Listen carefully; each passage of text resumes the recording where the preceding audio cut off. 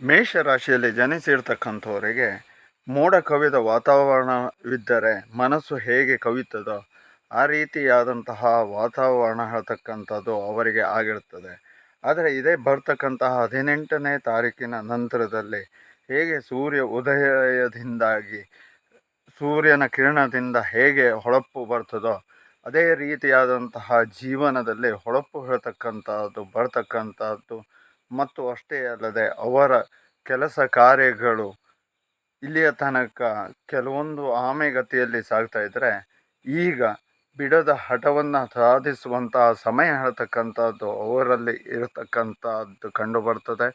ಮತ್ತು ಅಷ್ಟೇ ಅಲ್ಲದೆ ಅವರ ಒಂದು ವ್ಯಕ್ತಿತ್ವದಲ್ಲಿ ತುಂಬ ಒಳಿತಾಗುವ ಸಾಧ್ಯತೆಗಳು ಕಂಡು ಬರ್ತಾ ಇರತಕ್ಕಂಥದ್ದು.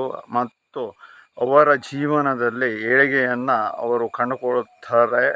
ಅನಂತರದಲ್ಲಿ ಆರೋಗ್ಯದಲ್ಲಿ ಕೆಲವರಲ್ಲಿ ಸಮಸ್ಯೆ ಇರತಕ್ಕಂಥದ್ದು. ಅದಕ್ಕೆ ಸೂಕ್ತವಾದಂತಹ ಪರಿಹಾರವನ್ನು ಕಂಡುಕೊಳ್ಳಿ, ಖಂಡಿತ ಒಳ್ಳೆಯದನ್ನು ನೀವು ಕಾಣಬಹುದು.